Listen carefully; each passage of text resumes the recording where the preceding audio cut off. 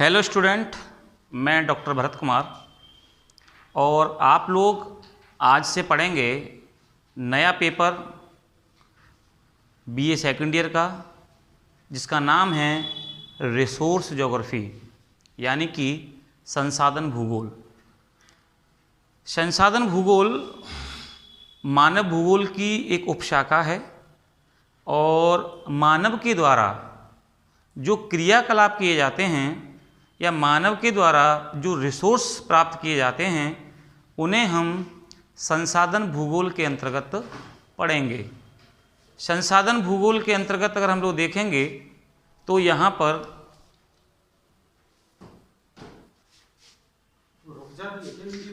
संसाधन भूगोल के अंतर्गत हम लोग प्रकृति द्वारा प्रदत्त संसाधनों का अध्ययन करेंगे जो मानव अपने लिए, अपने काम में, अपने प्रयोग में लेता है।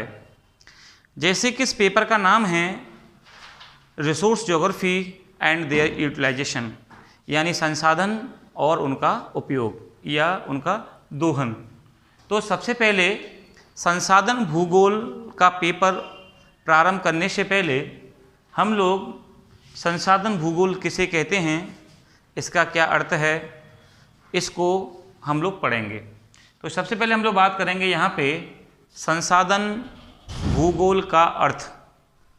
संसाधन भूगोल का अर्थ का मतलब होता है कि संसाधन शब्द अंग्रेजी के री प्लस सोर्स, री प्लस सोर्स से मिलकर बना है, जिसे हम लोग कहते हैं रिसोर्स। री मिस होता है पुणे और सोर्स होता है स्रोत या मिनरल्स, संसाधन या खनिज। तो संसाधनों का पुनः उपयोग करना या संसाधनों को उपयोग में लाना ही संसाधन भूगोल कहलाता है। संसाधन भूगोल की अगर हम लोग बात करेंगे तो संसाधन भूगोल मानव भूगोल की एक प्रमुख शाखा मानी जाती है, क्योंकि मानव के द्वारा धरातल के ऊपर जितने भी क्रियाकलाप किए जाते हैं वे सारे के सारे संसाधन भूगोल में आते हैं। मानव के द्वारा किए जाने वाले क्रियाकलापों में चाहे वो प्राथमिक क्रियाकलाप हो, जैसे कृषि करना, खनन कार्य, वानिकी, आखेट, पशुपालन, चाहे वो द्वितीय कार्य हों, जैसे आपका कोई विनिर्माण संबंधित कार्य है वो भी द्वितीय क्रियाकलाप में आता है, चाहे वो तृतीय क्रियाकलाप हो, सेवा से संबंधित कार्य हो, चाहे वो चतुर्थ क्रियाकलाप हो जिसमें शोध प्रबंधन, आंकड़ों को इकट्ठा करना हो, या पंचम क्रियाकलाप हों। पंचम क्रियाकलाप जो होते हैं उन्हें गोल्डन कॉलर वर्कर भी कहते हैं, जिसमें उच्च निर्णय वाले व्यक्ति आते हैं।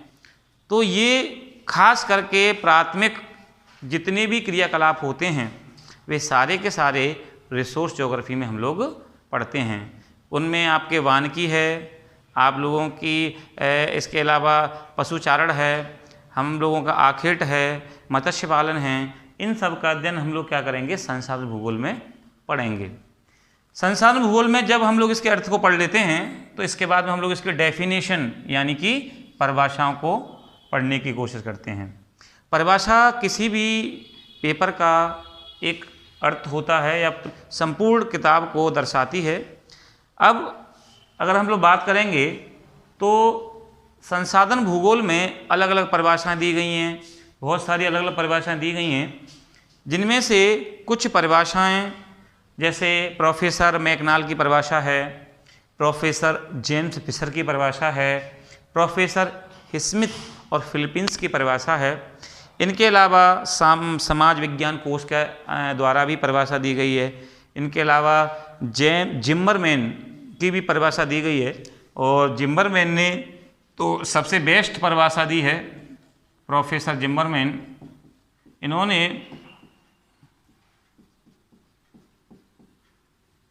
इन्होंने रिसोर्स ज्योग्राफी में सबसे सटीक परिभाषा देने की कोशिश की है। तो सबसे पहले हम लोग बात करेंगे यहाँ पे प्रोफेसर मैकनाल के अनुसार। तो सीधा सा अर्थ है मैकनाल का सीधा सा अर्थ है कि प्राकृतिक संसाधन वे होते हैं, प्राकृतिक संसाधन वे होते हैं जो प्रकृति के द्वारा प्रदान किए जाते हैं और जिनका मानव के द्वारा उपयोग होता है। यानी कि प्रोफेसर मैकनाल ने कहा है कि प्राकृतिक संसाधन वे होते हैं, प्राकृतिक संसाधन वे होते हैं जो प्रकृति के द्वारा प्रदान किए जाते हैं और मानव के द्वारा जिनका उपयोग होता है। फॉर एग्जाम्पल के लिए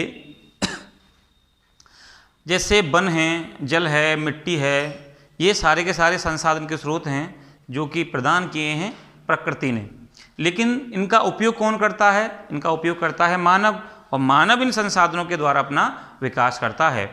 तो प्रोफेसर मैकनाल कहते हैं कि प्रकृति के द्वारा प्रदान वे संसाधन जो मानव के द्वारा उपयोग में लाए जाते हैं वे क्या कहलाते हैं? प्राकृतिक संसाधन कहलाते हैं।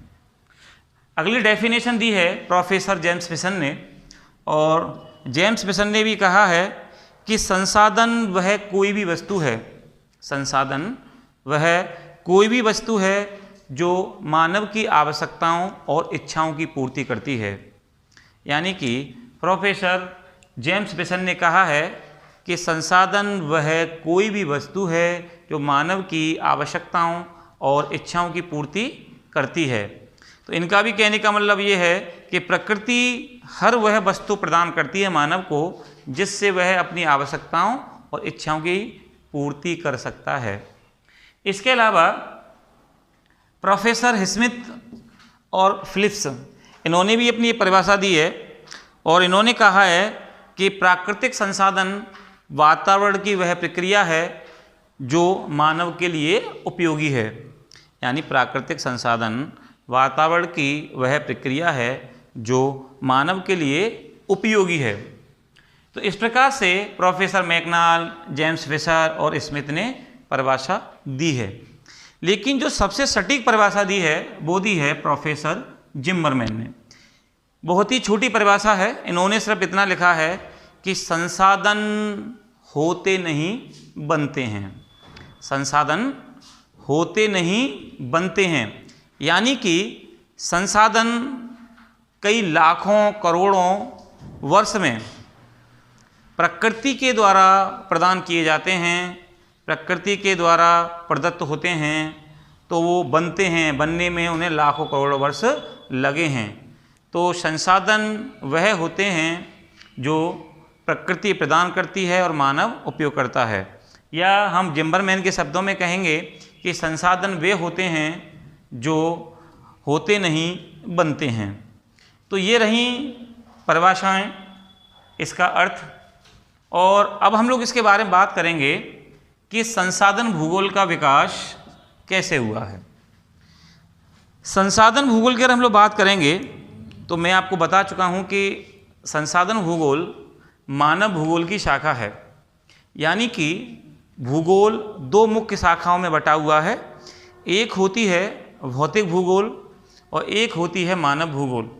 तो भूगोल के दो भाग हैं, भौतिक भूगोल और मानव भूगोल।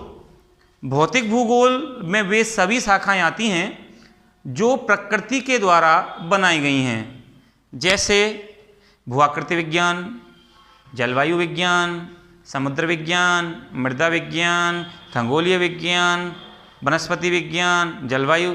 तो बहुत सारी कई ऐसी शाखाएं हैं जो प्रकृति के द्वारा बनाई जाती हैं। वे सारी की सारी शाखाएं जो होती हैं वो किस में आती हैं? हमारे भौतिक भूगोल में आती हैं।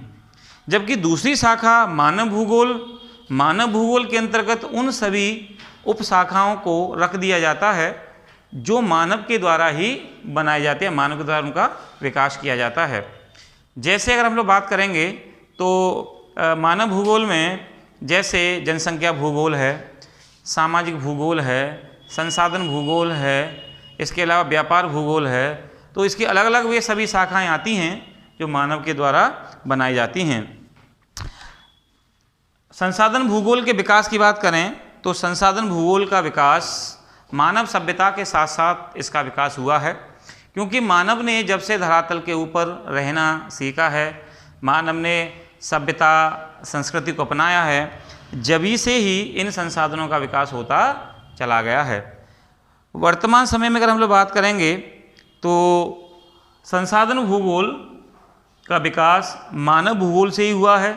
पहले मानव भूगोल का विकास हुआ है और मानव भूगोल के अंतर्गत जितने भी संसाधन आते हैं उन सब का धीरे धीरे विकास संसाधन भूगोल में हुआ है। प्राचीन समय की बात करेंगे तो मानव जब प्राचीन समय में अगर सभ्यताओं से लेकर के बात करेंगे तो मानव ने अपनी आवश्यकताओं की पूर्ति के लिए संसाधनों का दोहन प्रारंभ किया था। पहले मानव कंद मूल फल खाता था, फिर धीमे धीमे उसने शिकार करना, खेती करना और इनके अलावा वर्तमान समय में उद्योग आदि पर अपनी विजय प्राप्त की है। तो यह भी संसाधन भूगोल का विकास कहलाता है। इसके अलावा हम लोग बात करेंगे आर्थिक भूगोल और संसाधन भूगोल में अंतर क्या है।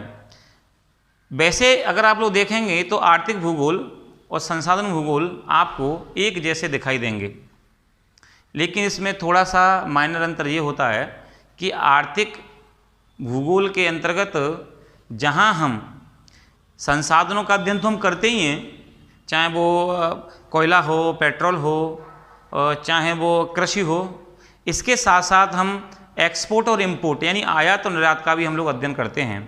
इसके अलावा कोई इंडस्ट्री हमें कहाँ लगानी चाहिए, किसी इंडस्ट्री का यदि कोई माल तैयार है तो कौन से बाज़ार में भेजना चाहिए, ये आर्थिक भूगोल पर निर्भर करता है। जबकि संसाधन भूगोल में उस उद्योग के लिए जो पर्याप्त कच्चा माल चाहिए वह कहाँ से प्राप्त होगा, तो इसका अध्ययन हम लोग करते हैं, वो हम लोग करते हैं संसाधन भूगोल के अंतर्गत। संसाधन भूगोल में संसाधनों के बारे में पढ़ा जाता है, जबकि आर्थिक भूगोल में संसाधन के साथ साथ किसी उद्योग को पनपने के लिए बाजार से कितनी दूर है, एक्सपोर्ट क्या होगा, इंपोर्ट क्या होगा, ये सारी की सारी इकोनॉमिक्स ज्योग्राफी या आर्थिक भूगोल के अंतर्गत आती हैं। तो इस प्रकार से हम लोग क्या करते हैं कि संसाधन भूगोल और मानव भूगोल के अंतर्गत संसाधन भूगोल का हम लोग क्या करते हैं, अध्ययन इसके अंतर्गत करते हैं। आर्थिक भूगोल, संसाधन भूगोल एक सिक्के के दो पहलू कहे जा सकते हैं, लेकिन इन दोनों में थोड़ा सा अंतर होता है। तो ये आज का टॉपिक जो आपने अभी समझा, इसमें हमने पढ़ा संसाधन भूगोल या रिसोर्स का अर्थ, जिसमें हम लोग री प्लस सोर्स के बारे में पढ़ा। री यानी पुनः, सोर्स यानी मिनरल्स। तो संसाधनों का जो प्रयोग होता है या दोहन होता है उन्हें हम लोग रिसोर्स कहते हैं। और इसके अलावा हम लोगों ने अलग अलग प्रकार से डेफिनेशन या परिभाषाओं को पढ़ा। इसमें प्रोफेसर मैकडॉगल की परिभाषा है, जेम्स फिशर है, स्मिथ है, इनके बारे में हम लोगों ने पढ़ा। प्रोफेसर जिम्बरमैन के बारे में हमने पढ़ा। संसाधन भूगोल के विकास के बारे में हमने पढ़ा, और आर्थिक भूगोल और संसाधन भूगोल में क्या अंतर होता है इसके बारे में हम लोगों ने पढ़ा। तो आज के लिए इतना ही। आज हम लोगों ने संसाधन भूगोल के बारे में जाना, और कल हम लोग पढ़ेंगे या नया टॉपिक पढ़ेंगे कि संसाधन भूगोल के अध्ययन क्षेत्र कौन कौन से हैं और इनका दूसरी शाखाओं से क्या संबंध है। Thank you.